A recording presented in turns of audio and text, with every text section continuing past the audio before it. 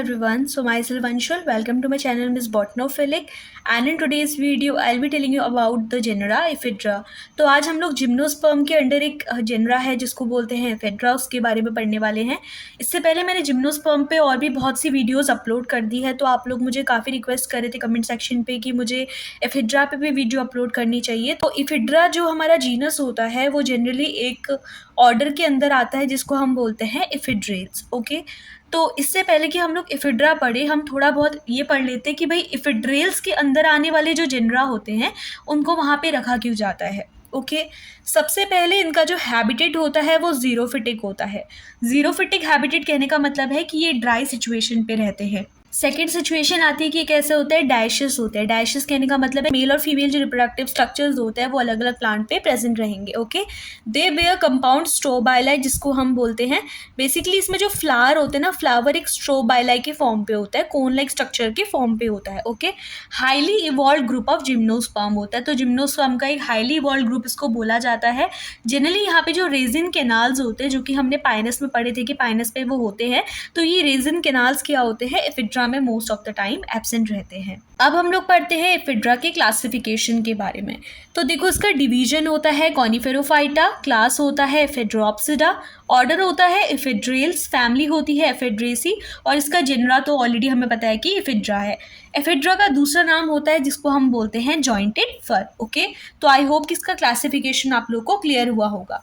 अगर हम इसके डिस्ट्रीब्यूशन के बारे में बोले तो देखो, डिस्ट्रीब्यूशन ऐसा होता है कि इसकी टोटल 42 स्पीसीज होती है वर्ल्ड पे। ओके, इन 42 स्पीसीज में से जो 7 स्पीसीज होती है वो इसकी इंडिया पे होती है। एफिड्रा की टोटल 6 ऐसी स्पीसीज होती है जो कि हिमालयन रीजन पे होती है। तो उनके क्या क्या नाम है, ephedra regeliana, gerardiana, intermedia, pachyclada, saxatilis and major. Okay, और एफिड्रा के सिर्फ और सिर्फ एक ऐसी स्पीसीज होती है जो कि होता है एफिड्रा फोलिएटा, जो कि पंजाब और राजस्थान में देखने को मिलती है। ओके, तो ये है डिस्ट्रीब्यूशन ऑफ एफिड्रा। अब हम लोग एफिड्रा के कुछ यूजेस देख लेते हैं कि एफिड्रा से क्या होता है, एक ड्रग निकलता है जिसको हम बोलते हैं एफिड्रीन। और ये जो एफिड्रीन होता है ये most of the time 2 species से एक्सट्रैक्ट किया जाता है। एक होता है एफिड्रा गेराडियाना और एक होता है एफिड्रा मेजर। ओके, कोल्ड, कफ, अस्थमा और हे फीवर को क्योर करने के लिए हम इस ड्रग को यूज़ करते हैं जो कि होता है एफिड्रीन। सेकेंड आता है कि एक बीवरेज होता है, स्पेशली यूरोप पे काफ़ी फेमस होती है ये टी, जिसको हम बोलते हैं मॉर्मन टी। तो मॉर्मन टी जो होती है वो हाईली मेडिसिनल होती है और ये भी हम लोग एफिड्रा से एक्सट्रैक्ट करते हैं। फिर आता है कि एफिड्रा गेराडियाना से जो तिब्बत होता है, तिब्बत में क्या होता है कि फ्यूल एक्सट्रैक्ट किया जाता है, मतलब इस पर्टिकुलर प्लांट से क्या करता है, इसको फ्यूल के फॉर्म पे यूज़ करते हैं। इसके अलावा एफिड्रा एंटी साइफिलिटी का एक स्पीसीज है एफिड्रा की, जिससे हम लोग साइफिलिस का ट्रीटमेंट करवाते हैं। ओके, तो ये होता है यूजेस ऑफ एफिड्रा। तो अभी तक हम लोगों ने क्या पढ़ लिया, हमने एफिड्रा जीनस को क्यों एफिड्रेल्स के अंदर रखा, क्या उसके स्पेसिफिक कैरेक्टरिस्टिक्स होते हैं। सेकंड, हम लोगों ने क्लासिफिकेशन पढ़ा, डिस्ट्रीब्यूशन पढ़ा, यूजेस पढ़ा। अब हम इस पर्टिकुलर प्लांट की मॉर्फोलॉजी के बारे में पढ़ेंगे। तो अब हम लोग पढ़ने वाले हैं एफिड्रा की मॉर्फोलॉजी के बारे में। ओके, तो आप लोग वीडियो स्किप मत करना, नहीं तो आपको समझ में नहीं आएगा। अब हम लोग इसकी मॉर्फोलॉजी पढ़े उससे पहले मैं एक चीज़ बोल दूं कि मुझे कमेंट सेक्शन में कुछ लोग हैं जो कंटिन्यूसली मैसेज करते हैं कि वीडियो जो है उसकी क्वालिटी सही नहीं दिख पा रही है।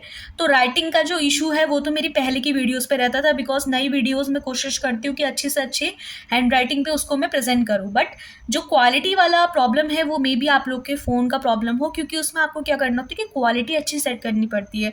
तो आप लोग कोशिश करो कि वीडियो की क्वालिटी को हाई पे सेट करके आप देखो, 720p पे सेट करके आप देख सकते हो, या फिर आप 480 पे भी मेरे नोट्स क्या रहते हैं, विजिबल रहते हैं इजीली, और मैं हर एक चीज़ को एक्सप्लेन करती हूँ। ओके, तो ये जो प्रॉब्लम आप लोग बोलते हो मुझे, तो ये आप प्लीज़ इस चीज़ का थोड़ा सोल्यूशन देखो अपनी तरफ से, बिकॉज इसका जो प्रॉब्लम है वो मेरी वीडियो में नहीं है, या आप लोगों की तरफ से प्रॉब्लम है कि आप लोग को क्वालिटी हायर सेट करनी पड़ती है।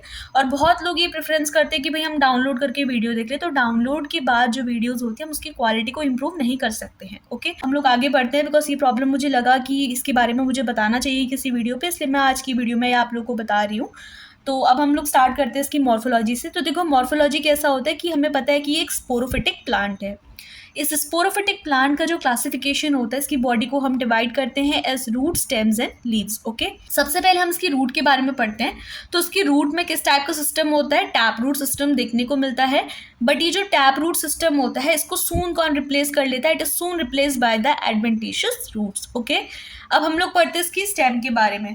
तो इसकी स्टेम कैसी होती है, ग्रीन होती है, प्रोफ्यूजली ब्रांच होती है, जॉइंटेड होती है, differentiated into nodes and internodes. ये एफिड्रा का सबसे इंपॉर्टेंट कैरेक्टरिस्टिक फीचर है कि भाई यहाँ पे जो स्टेम होती है वो डिफ्रेंशिएट होती है नोड्स और इंटरनोड्स के फॉर्म पे। ओके, इसमें जो नंबर ऑफ ब्रांचेस होती है वो नंबर ऑफ लीव्स के इक्वल होती है। तो एफिड्रा के प्लांट में जितनी नंबर ऑफ ब्रांचेस होगी उतने ही नंबर ऑफ लीव्स हमको देखने को मिलेंगे। ओके, इसकी जो स्टेम होती है वो बिल्कुल इक्विसीटम की स्टेम की तरह होती है। आप लोग मुझे कमेंट सेक्शन पे बताओगे कि इक्विसीटम प्लांट की कौन सी कैटेगरी पे आता है, जिम्नो होता है, एनजीओ होता है, टेरिडो, ब्रायो, कौन सी कैटेगरी में आता है। तो अगर आप लोग वीडियो ध्यान से देखते हो तो आप लोग मुझे कमेंट सेक्शन पे बताओगे कि भाई इक्विसीटम कौन सी कैटेगरी होती है प्लांट की। स्टेम होती है, उसका एक फंक्शन होता है कि ये फोटोसिंथेसिस को परफॉर्म करता है। ओके, एक एफिड्रा का ऑल ओवर स्ट्रक्चर है। अगर आप यहाँ पे देखो तो एक नॉर्मल सी स्टेम जारी है, इसमें क्या है, हमारी इस तरीके से ब्रांचेस निकली हुई है। तो यहाँ पे क्या होता है ना, अगर मैं इसको थोड़ा सा इसकी स्टेम को एक जूम करके स्ट्रक्चर दिखाऊं तो इस तरीके से ये नोड्स देखने को मिलती है। तो ये नोड्स होती है, ठीक है। नोड्स में से क्या होता है, इस तरीके से स्केली लीव्स निकली हुई होती है। दो नोड्स के बीच का जो पोर्शन होता है उसको हम बोलते हैं इंटर नोड। ओके, नोड्स से क्या होती है, स्केली लीव्स निकलती है। दो नोड के बीच का जो रीजन होता है उसको हम क्या बोलते हैं, इंटर नोड बोलते हैं। अब हम लोग पढ़ लेते हैं इसकी लीव्स के बारे में। तो देखो इसकी लीव्स कैसी होती है, एफिड्रा की जो लीव्स होती है वो बिल्कुल स्मॉल होती है, स्केली होती है और माइन्यूट होती है। These are present in pair और whorls at the nodes। तो नोड्स पे या तो ये वुल्ड के फॉर्म में प्रेजेंट होती है या फिर ये पेयर्ड फॉर्म पे प्रेजेंट रहती है। जैसे आप यहाँ पे देखोगे तो इस नोड में क्या है, ये पेयर के फॉर्म पे प्रेजेंट है। इस नोड पे अगर आप देखोगे तो ये स्केली लीव्स है ना, ये वुल्ड के फॉर्म पे प्रेजेंट है। एक वुल्ड जो होता है घेरा होता है उसको हम बोलते हैं, तो उसकी फॉर्म पे प्रेजेंट रहती है। Okay, they fuses at the base to form a sheet. तो जनरली ये जितनी भी स्केली लीव्स होती है ना, ये बेस पे जाके फ्यूज हो जाती है और एक शीट लाइक स्ट्रक्चर क्या करती है, ये बनाती है एक्सिस के अराउंड। तो आई होप कि इसकी मॉर्फोलॉजी आपको क्लियर होगी। इसकी मॉर्फोलॉजी में इतना कुछ लिखने को नहीं होता है। एग्जाम में अगर आपसे पूछा गया तो एग्जाम में मोस्ट ऑफ द टाइम इसकी जो स्टेम होती है उसका ट्रांसवर्स सेक्शन आपसे पूछा जाता है। क्यों?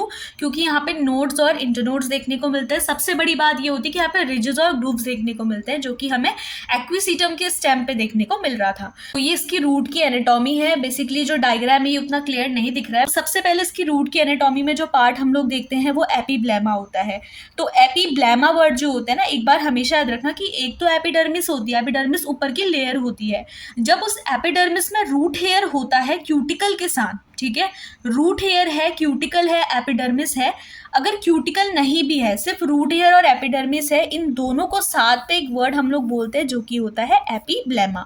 तो एपीब्लेमा होता है epidermis with root hair. Okay, फिर सेकेंड सिचुएशन क्या आती है कि ये हम लोगों ने देखो, डायग्राम भी मैं साथ साथ आपको बताते हुए जाऊंगी। सबसे पहले ये ऊपर की लेयर थी जो कि क्यूटिकल था, ये क्यूटिकल हो गई, क्यूटिकल पे ये रूट हेयर प्रेजेंट है।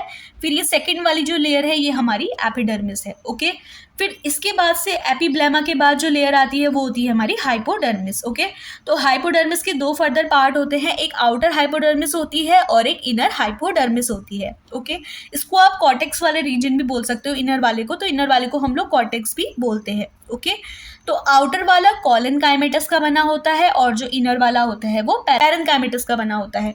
तो ये वाला जो ब्लू कलर से मैंने रीजन ड्रॉ किया है ना, तो ये आउटर हाइपोडर्मिस है और ये जो ब्लैक वाला पोर्शन है ये पूरा कॉर्टेक्स वाला रीजन है। ओके, कॉर्टेक्स के बाद कौन सी लेयर आती है, एंडोडर्मिस आती है, फिर पेरिसाइकिल आती है।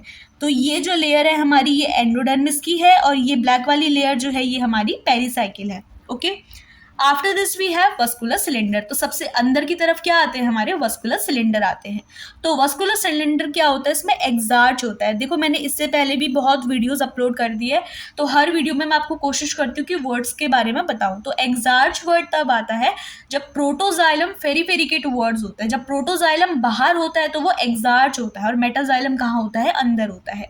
तो एग्जार्च एंडार्च दो वर्ड होते हैं। तो रूट्स जब भी हम लोग पढ़ते हैं तो वहाँ पे हर सिचुएशन एग्जार्च की होती है, और जब भी हम लोग किसी भी चीज का स्टेम पढ़े तो वहां पे एंडार्च वाली सिचुएशन आती है, मतलब कि मेटाजाइलम बाहर होगा एंडार्च पे। ओके, और एग्जार्च पे क्या होता है कि प्रोटोजाइलम बाहर की तरफ प्रेजेंट रहेगा। ओके, फिर अगली सिचुएशन कि डायार्च या फिर टेट्रार्च वाली सिचुएशन देखने को मिलती है।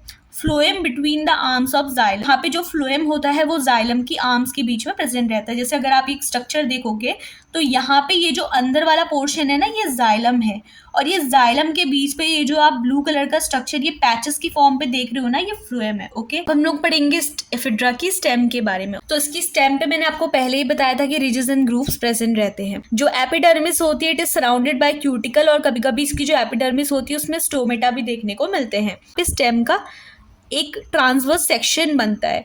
तो यहाँ पे ये जो आप डिप्रेशन देख रहे हो ना अंदर की तरफ जो धसा हुआ पोर्शन है, तो इसको हम ग्रूव बोलते हैं। ओके, और ये जो बाहर की तरफ इमर्ज वाला पोर्शन है इसको हम रिजेस बोलते हैं। तो एक डिप्रेशन टाइप की जो आप देख रहे हो तो वो ग्रूव्स है, और जो बाहर की तरफ एक्सटेंडेड वाला पोर्शन है वो रिजेस का पार्ट होता है। तो रिजेस के नीचे वाले पोर्शन पे यानी कि यहाँ पे स्क्लेरेन्काइमा पैचेस देखने को मिलते हैं। ओके, अब इसके बाद से हम अभी इसके कॉर्टेक्स के बारे में बोले कि कॉर्टेक्स में क्या क्या चीज़ें होती है। तो कॉर्टेक्स में पहली बात तो जो रिजेस होती है, रिजेस के नीचे क्या होता है, स्क्लेरेन्काइमा की लेयर देखने को मिलती है, यानी कि पैचेस होते हैं स्क्लेरेन्काइमा के। मैं भी आपको डायग्राम के साथ भी समझाऊंगी तो आपको समझ में आ जाएगा। अभी हम पहले थ्योरेटिकल पार्ट उसका कवर कर लेते हैं। ओके, जो मिडिल कॉर्टेक्स होता है, मिडिल कॉर्टेक्स का बना होता है क्लोरेन्काइमेटस सेल्स का बना होता है, and the innermost cortex is made up of parenchymatous cell. Parenchymatous cells पे क्या होती है, स्टोन सेल्स भी देखने को मिलती हैं। ओके, तो कॉर्टेक्स के बारे में अगर हम बोलेंगे तो भाई जो रिजेस है, रिजेस के नीचे पैचेस होते हैं स्क्लेरेन्काइमा के। फिर बारी आती है मिडिल कॉर्टेक्स की जो कि क्लोरेन्काइमा का बना होता है, और जो इनरमोस्ट वाला कॉर्टेक्स होता है वो पैरेन्काइमेटस सेल से बना होता है। अब यहाँ पे जो पैरेन्काइमेटस सेल्स होती है वो डिफरेंशिएटेड होती है into palisade and spongy parenchyma. Okay, इसके बाद से आता है कैम्बियम की बारी। तो यहाँ पे कैम्बियम प्रेजेंट रहता है। कैम्बियम प्रेजेंट इसका मतलब क्या है कि सेकेंडरी ग्रोथ देखने को मिलेगी। ओके, तो cambium is present secondary xylem on inner side and the secondary phloem is on the outer side. Secondary xylem have medullary रे, तो सेकेंडरी जाइलम जो होता है वो मेड्यूलरी रे शो करता है, और साथ ही साथ जाइलम वेसल्स भी देखने को मिलती है। तो ये इसका एक कैरेक्टरिस्टिक फीचर है। तो देखो, जहाँ तक आप लोग को एक चीज पता होगी कि जिम्नोस्पर्म जो होता है उसमें जाइलम वेसल्स बेसिकली हमारी एब्सेंट रहती है। ठीक है, लेकिन जिम्नोस्पर्म्स के बहुत से ऐसे जेनरा होते हैं, तो उसी में एक जेनरा हमारा एफिड्रा भी होता है जहाँ पे जाइलम वेसल्स देखने को मिलते हैं। दो जो जाइलम वेसल्स होते हैं वो एंजियोस्पर्म में कैरेक्टरिस्टिक है, और जिम्नोस्पर्म और जो एफिड्रा है वो अपने आप में एक जिम्नोस्पर्म है। तो ये इसका एक एक्सेप्शनल केस है। इसी वजह से क्या होता है कि ephedra most of the time exam में पूछा जाता है, क्योंकि इसका जो स्टेम होता है वहाँ पे हमें जाइलम वेसल देखने को मिलता है। ओके, इसके बाद से क्या होता है कि पित्त यहाँ पे प्रेजेंट रहता है, और पित्त कैसा होता है, पूरा का पूरा पैरेन्काइमेटस होता है। अब मैं इसका एक डायग्रामेटिक रिप्रेजेंटेशन आपको दिखाऊंगी, जो मैंने यहाँ पे ड्रॉ किया है उसके अकॉर्डिंग मैं आपको समझाऊंगी। लेकिन इसका जो एक वेल लेबल्ड डायग्राम होता है वो मैं टॉप कॉर्नर पे लगा दूंगी, तो वहां से आप ये डायग्राम को ड्रॉ कर लेना। ओके, तो ये हम लोग का डायग्रामेटिक रिप्रेजेंटेशन है एफिड्रा का। तो सबसे पहले हम लोग स्टार्ट करते हैं, जैसे कि मैंने आपको बोला कि यहाँ पे रिजेस और ग्रूव्स देखने को मिलते हैं, जो कि डिप्रेशन वाला पार्ट होता है तो उसको हम ग्रूव्स बोलते हैं। ओके, और ये जो ऊपर की तरफ इमर्ज वाला पार्ट है इसको हम बोलते हैं रिजेस। तो आपको ये चीज समझ में आ जाएगी कि ग्रूव्स क्या होते हैं, रिजेस क्या होते हैं। अब यहाँ पे जो आउटर वाली ये जो रीजन है ना, ये एपिडर्मिस को रिप्रेजेंट करता है। तो यहाँ पे आपको स्टोमेटा देखने को मिलेंगे। ओके, फिर ये जो रिजेस वाला पोर्शन है, तो मैंने यहाँ पे आपको बोला था कि कुछ पैचेस प्रेजेंट रहते हैं। तो ये जो पैचेस होते हैं ना, ये स्क्लेरेन्काइमा पैचेस होते हैं। तो यहाँ पे मैंने मार्क भी किया, भी चीज देख सकते हो कि ये हमारा स्क्लेरेन्काइमेटस पैचेस होता है। स्क्लेरेन्काइमा के बाद जो ये वाली लेयर आती है, इसके नीचे वाली यानी कि मिडिल कॉर्टेक्स आता है, वो कॉलेन्काइमा का बना होता है। और जो इनरमोस्ट वाला रीजन होता है, इनरमोस्ट कहने का मतलब है कि सबसे अंदर वाला जो रीजन है, जैसे कि ये वाला रीजन जो है हमारा, ये पूरा पैरेन्काइमा का बना होता है। ओके, तो एक बार आप ध्यान से देखो, ये बाहर की लेयर क्यूटिकल हो गई, ये एपिडर्मिस हो गई। एपिडर्मिस के अलावा जो क्यूटिकल वाली लेयर है यहाँ पे हमारा स्टोमेटा देखने को मिलता है। उसके अलावा ये जो पैचेस है रिजेस के नीचे, ये हमारा स्क्लेरेन्काइमा होता है। स्क्लेरेन्काइमा के बाद कॉलेन्काइमा आता है, और फिर ये जो अंदर वाला लेयर है ये हमारा पैरेन्काइमा को रिप्रेजेंट करता है। भाई पैरेन्काइमा में हमारी स्टोन सेल्स प्रेजेंट रहती है। अब इसके बाद से जो स्ट्रक्चर हम लोग देखेंगे वो है कि भाई ये जो हमारा बाहर से आप ब्लू कलर का स्ट्रक्चर देख रहे हो ना, ये हमारा एंडोडर्मिस है। तो एंडोडर्मिस के बाद क्या आएगा, पेरिसाइकिल आएगा। यहाँ पे जो ये वाली स्ट्रक्चर है ये हम लोग का क्या है, कैम्बियम है।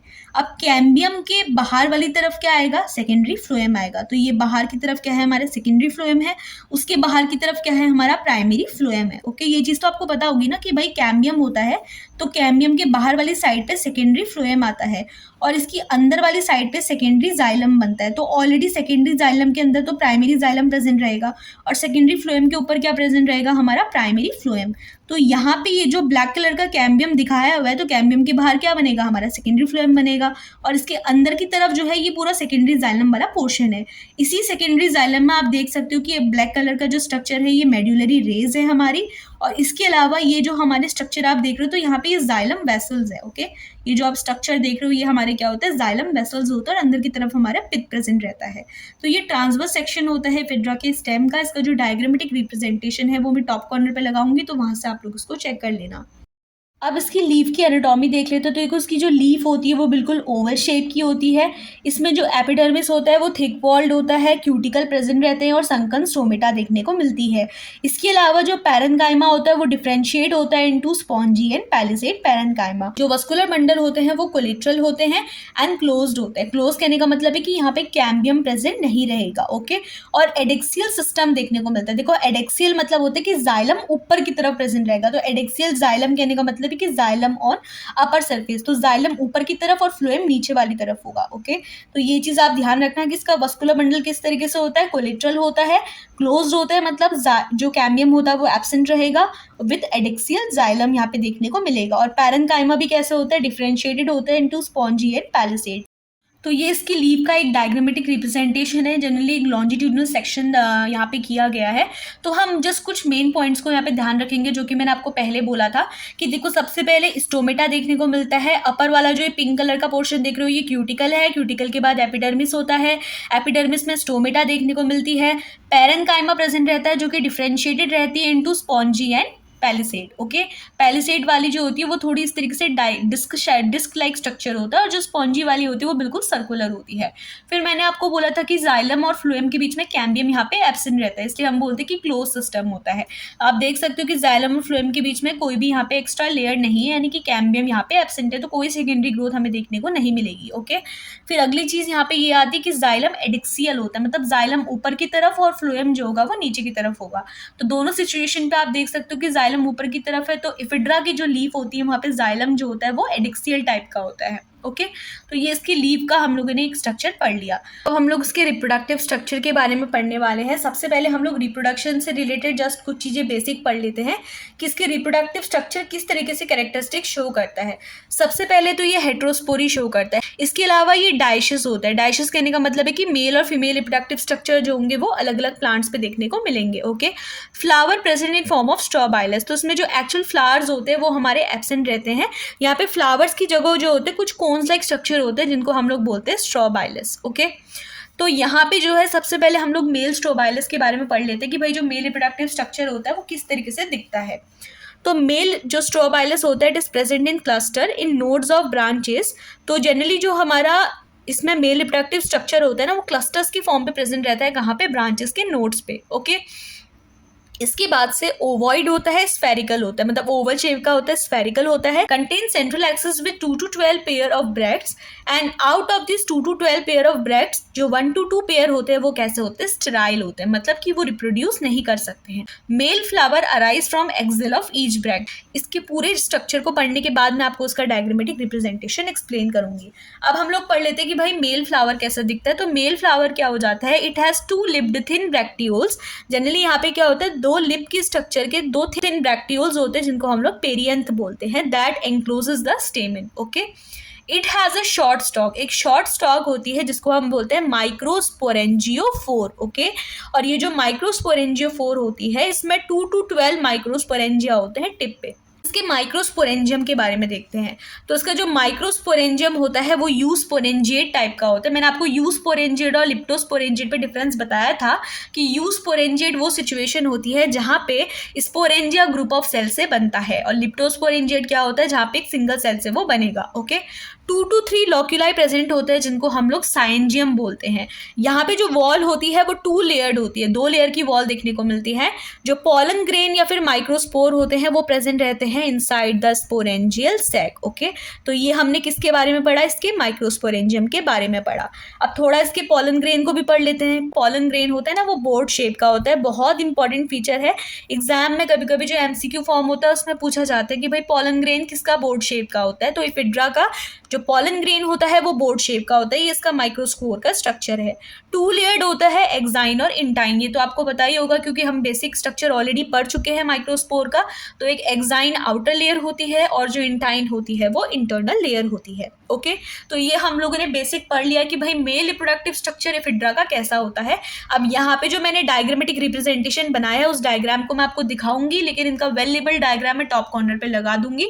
तो आप एग्जाम में ये डायग्राम्स, आप हर एक फीचर के अंदर अगर डायग्राम ड्रॉ करते हो तो वो आपके लिए एज अ बोनस मार्किंग वहाँ पे साबित होता है। तो आप कोशिश करना कि एग्जाम में हर एक चीज में जहाँ डायग्राम पॉसिबल है वहाँ पे आप लोग डायग्राम को ड्रॉ करो। सबसे पहला डायग्राम मैंने यहाँ पे बनाया है, ये पूरे मेल स्ट्रोबाइलस का डायग्राम है। यहाँ पे आप देख सकते हो कि ये मेन स्टॉक है। मैंने आपको बोला कि भाई जहाँ पे नोड होते हैं ना, नोड से मेल स्ट्रक्चर यहाँ पे प्रोड्यूस होते हैं। अब यहाँ पे फ्लावर नहीं होते हैं, फ्लावर की जगह क्या होते हैं, स्ट्रोबाइलस देखने को मिलते हैं। तो ये नोड से आप देख सकते हो कि नोड पे कुछ गुच्छे जैसे प्रेजेंट है, इन गुच्छों को हम बोलते हैं स्ट्रोबाइलस, जो कि मेल स्ट्रोबाइलस है। ओके, इतना समझो। ये जो स्ट्रक्चर है इनको हमने बोला मेल स्ट्रोबाइलस, और ये कहाँ पे होते हैं, नोड पे होते हैं। इसके बाद इसमें से ये टिप पे कुछ स्ट्रक्चर निकल रहा है जिसको हम बोलते हैं एंथर। अब ये जो एक स्ट्रक्चर हमने पढ़ा है ना मेल स्ट्रोबाइलस, यानी कि इन गुच्छों में से हमने एक पर्टिकुलर स्ट्रक्चर यहाँ पे ले लिया। स्ट्रक्चर का अब हम लोग लॉन्जिट्यूडनल सेक्शन करके देखते हैं कि ये किस तरीके से दिखता है। तो ये उसमें से एक मेल स्ट्रोबाइलस हमने ले लिया उसका, और मैंने यहाँ पे क्या दिया, एक लॉन्जिट्यूडनल सेक्शन आप लोग को शो करा है। तो इस तरीके से इसका लॉन्जिट्यूडनल सेक्शन होता है। ये आप देख सकते हो कि एक नॉर्मल कोन उसमें प्रेजेंट थी, मतलब एक नॉर्मल स्ट्रोबाइलस प्रेजेंट है यहाँ पे। ये मेल स्ट्रोबाइलस में आप यहाँ पे जो ब्रैक्ट देख रहे हो ना, ये हमारी क्या है, ये मेन एक्सिस है। एक्सिस के बाद ये जो आप एक स्ट्रक्चर देख रहे हो ये ब्रैक्ट है। ब्रैक्ट के बाद ये जो एक कवरिंग टाइप की प्रेजेंट है ना, ये हमारी पेरियंथ है। ये जो आप इस तरीके से दिख रहे हो ये हमारा पेरियंथ है।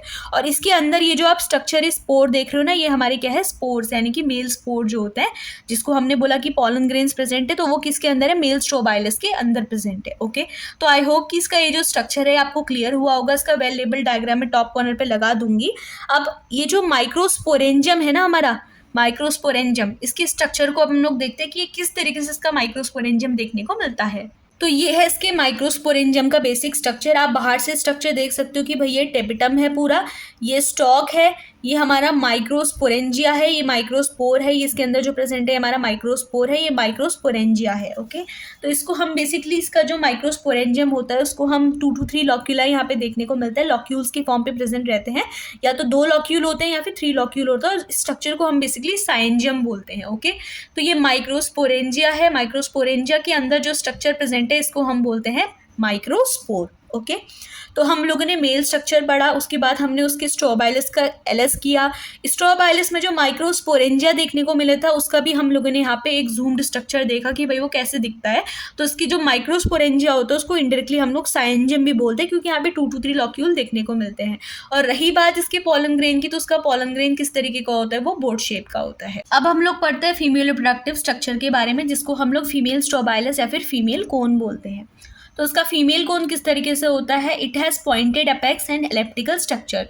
तो उसका जो स्ट्रक्चर होता है वो बिल्कुल एलिप्स की तरह दिखता है, और पॉइंटेड यहाँ पे एपेक्स देखने को मिलते हैं। इसका जो साइज होता है वो मेल स्ट्रोबाइलस से छोटा होता है, तो it is smaller than male स्ट्रोबाइलस।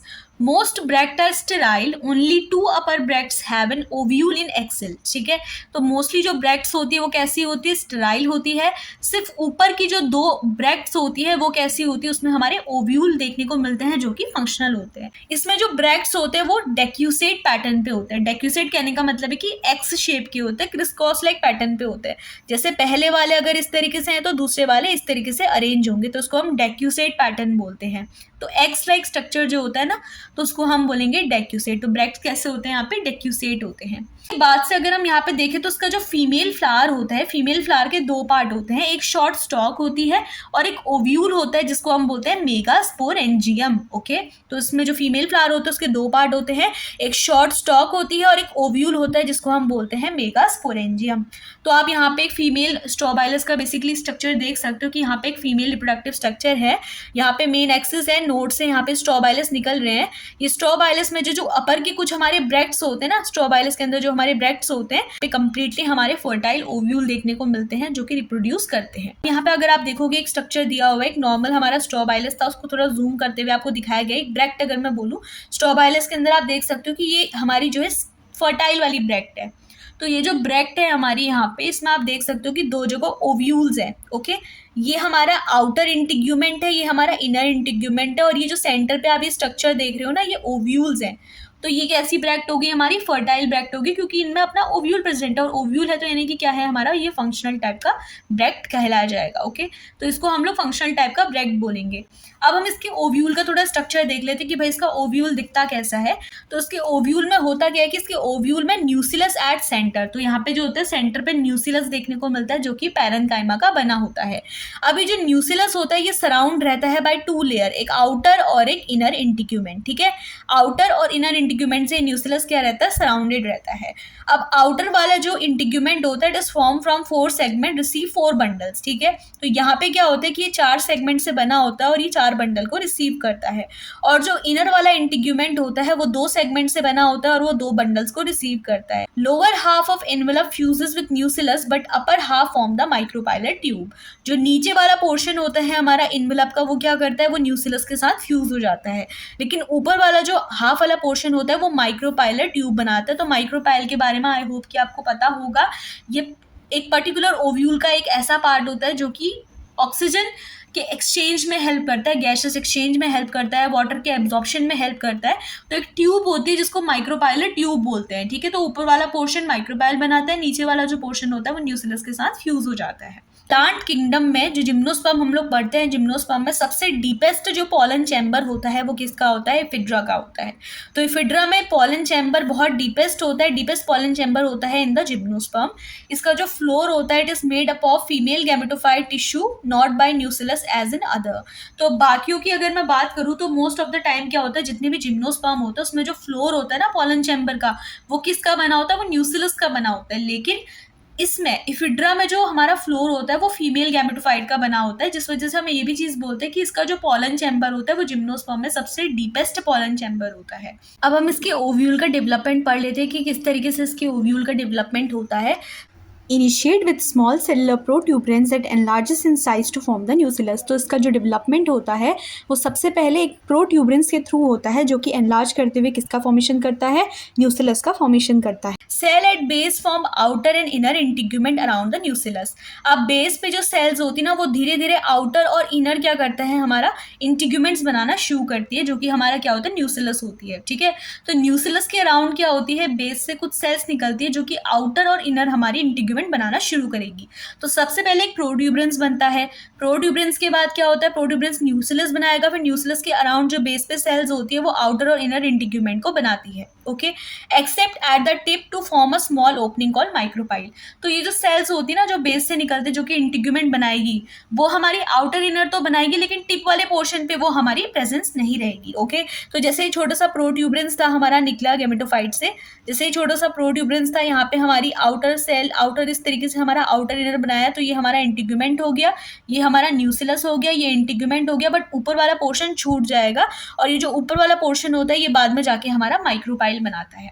Okay, अब ये जो सेल्स होती है हमारी न्यूसिलस की, a cell of nucellus enlarges and form. Okay, अब इसमें से क्या होता है कि न्यूसिलस की एक सेल होती है जो कि अपने को बड़ा करती है, एनलार्ज करती है साइज में। पेरिक्लिनल डिवीजन होने के बाद वो आउटर और इनर सेल बनाएगी।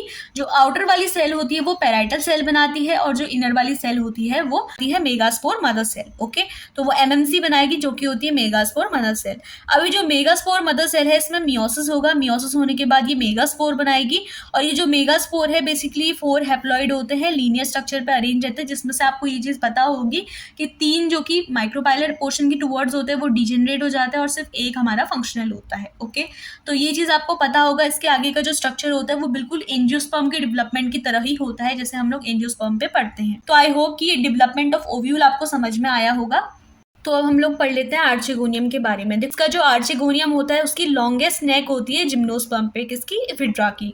इसका जो आर्चेगोनियम होता है उसमें एक नेक सेल देखने को मिलता है और एक सेंट्रल सेल देखने को मिलती है। ये जो सेंट्रल सेल होते हैं इसके 2 पार्ट होते हैं, एक वीसीसी होता है और एक एग होता है।